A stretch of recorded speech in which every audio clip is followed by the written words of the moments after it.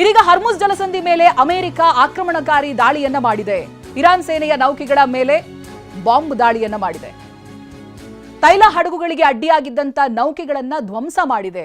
ಹಡಗುಗಳು ಸಾಗದಂತೆ ಬಾಂಬ್ ದಾಳಿಗೆ ನಿಂತಿತ್ತು ನೌಕೆಗಳು. ಜೊತೆಗೆ ಅಮೆರಿಕ ಹಂಚಿಕೊಂಡಿರುವಂತ ಕೆಲವೊಂದು ಮಾಹಿತಿಗಳ ಪ್ರಕಾರ ಆಳ ಸಮುದ್ರದಲ್ಲಿ ಮೈನ್ ಮಾಡ್ತಾ ಇದ್ರು, ಬ್ಲಾಸ್ಟ್ ಮಾಡೋದಕ್ಕೆಲ್ಲ ತಯಾರಿಯನ್ನ ಮಾಡಿತ್ತು ಇರಾನ್. ಅದಕ್ಕೂ ನಾವು ಬ್ರೇಕ್ ಹಾಕಿದೀವಿ ಹರ್ಮುಜ್ ಜಲಸಂಧಿಯ ಮೇಲೆ ಅಟ್ಯಾಕ್ ಮಾಡೋ ಮೂಲಕವಾಗಿ ಅಂತ. ಗಲ್ಫ್ ಯುದ್ಧದ ನಡುವೆ ಅಮೆರಿಕಾದಲ್ಲಿ ರಿಲಯನ್ಸ್ ಕಂಪನಿಯ ಹೂಡಿಕೆ ಬಗ್ಗೆ ಒಂದಷ್ಟು ಅಪ್ಡೇಟ್ಸ್ಗಳು ಬರ್ತಾ ಇದೆ. ಹೊಸ ತೈಲ ಸಂಸ್ಕರಣಾ ಘಟಕಕ್ಕೆ ಹೂಡಿಕೆಯನ್ನ ಮಾಡಿದೆ ರಿಲಯನ್ಸ್. ಅಮೆರಿಕಾದಲ್ಲಿ ರಿಲಯನ್ಸ್ನ ತೈಲ ಘಟಕದ ಮೇಲೆ ಹೂಡಿಕೆ ಆಗಿರೋದು $300 ಬಿಲಿಯನ್ ಬಂಡವಾಳವನ್ನ ಹೂಡಿಕೆ ಮಾಡಿದೆ ರಿಲಯನ್ಸ್ ಕಂಪನಿ ಇರೋದು ಗೊತ್ತಾಗ್ತಾ ಇದೆ.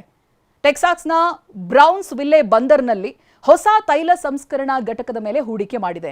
ಅಮೆರಿಕದ ಇತಿಹಾಸದಲ್ಲಿ ಅತಿ ದೊಡ್ಡ ಹೂಡಿಕೆಯನ್ನ ಮಾಡಿದೆ ರಿಲಯನ್ಸ್ ಕಂಪನಿ. 50 ವರ್ಷಗಳ ಗುರಿಯನ್ನ ಇಟ್ಟುಕೊಂಡು 25 ಲಕ್ಷ ಕೋಟಿ ಹಣವನ್ನ ಹೂಡಿಕೆ ಮಾಡಿದೆ ರಿಲಯನ್ಸ್ ಅನ್ನೋದು ಗೊತ್ತಾಗ್ತಾ ಇದೆ. ಭಾರತದ ಹೂಡಿಕೆ ಬಗ್ಗೆ ಖುದ್ದು ಡೊನಾಲ್ಡ್ ಟ್ರಂಪ್ ಘೋಷಣೆಯನ್ನ ಮಾಡಿದ್ದಾರೆ, ಮಾಹಿತಿಯನ್ನ ಹಂಚಿಕೊಂಡಿದ್ದಾರೆ. ಭಾರತಕ್ಕೆ ಧನ್ಯವಾದ ಅಂತ ಅಮೆರಿಕದ ಅಧ್ಯಕ್ಷ ಡೊನಾಲ್ಡ್ ಟ್ರಂಪ್ ತಿಳಿಸಿದ್ದಾರೆ. ಅಮೆರಿಕದ ಇತಿಹಾಸದಲ್ಲೇ ಇದು ಅತಿ ದೊಡ್ಡ ಒಪ್ಪಂದ ಅನ್ನೋದಾಗಿ ಡೊನಾಲ್ಡ್ ಟ್ರಂಪ್ ಬಣ್ಣಿಸಿದ್ದಾರೆ. ಅಮೆರಿಕದ ತೈಲ ಕ್ಷೇತ್ರದಲ್ಲಿ ಮಹತ್ವದ ಬದಲಾವಣೆಗೆ ಭಾರತ ಈ ಮೂಲಕವಾಗಿ ಮುನ್ನುಡಿಯನ್ನ ಬರೆದಿದೆ.